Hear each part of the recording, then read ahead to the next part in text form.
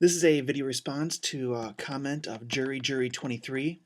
I believe jurijuri23 and I are in disagreement as to the definition of the word coercion. As I've pointed out, I'm arguing for a definition of the term coercion that I recognize is the same as the definitions that I have found in Merriam-Webster and Wikipedia. Jurijuri23 seems to want to include into that definition of coercion actual uses of force and blackmail.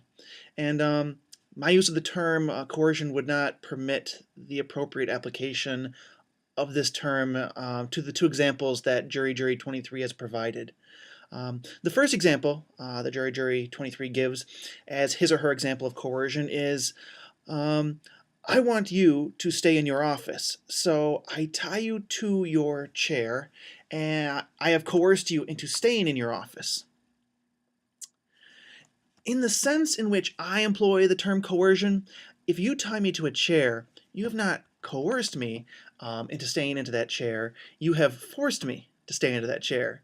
Now, if you threaten to tie me to my chair, if I leave my office, if I try to leave my office, then yes, that would I would agree with you that would be a proper use of the word coercion. But if you simply come into my office and tie me to a chair, you haven't really coerced me. What you've done is perhaps even worse than coercion. You have forced me into being bound to my chair and have denied my liberty to flee or escape. I am your prisoner, and you are my captor.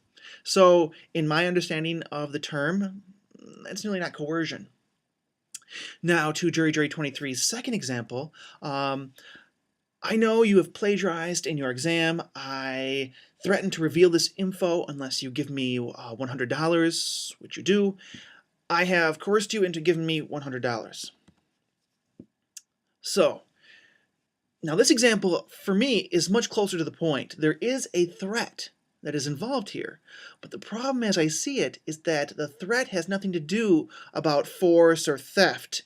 It is an example of what is commonly referred to as blackmail.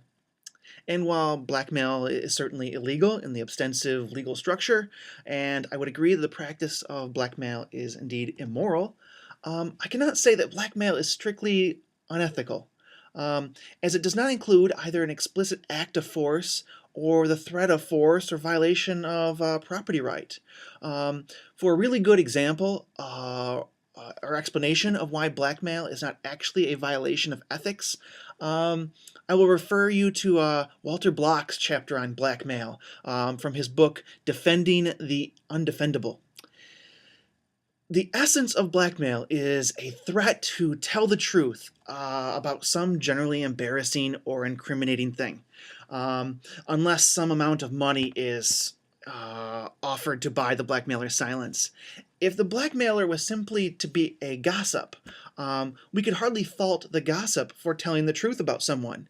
Yet somehow, because the blackmailer wants money in exchange for her silence, we have a tendency to attribute blameworthiness to the blackmailer. So I would find the act of blackmail immoral. In other words, it's not what nice, caring people would do, yet it's not strictly unethical. And I would not be justified in, attacking my blackmailer to keep her quiet, as she has the same right to tell the truth as any gossip, right? Yet, for me, the blackmailer would be better than the gossip if I had some secret to keep, because I can at least pay the blackmailer to keep quiet, while the gossip will go and tell my secrets no matter what. So, in any case, blackmail, in my view, does not fall into the category of coercion for the reasons I gave before in the last video, because the appropriate meaning of the word seems to me to necessitate a threat of force to compel compliance, a threat of force to compel compliance. The blackmailer does not threaten to hurt me or do violence to me when she offers me the price of her silence to be $100, and therefore she doesn't coerce me in the proper use of the term for me.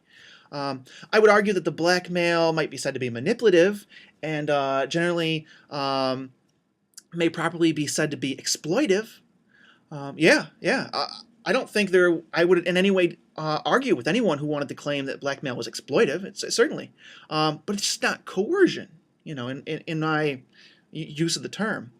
So to jury 23, I would say that we are operating under some very different understandings of the meaning of the word. And, I completely understand if my explanation of my meaning of the term is not sufficient to change your mind regarding the matter.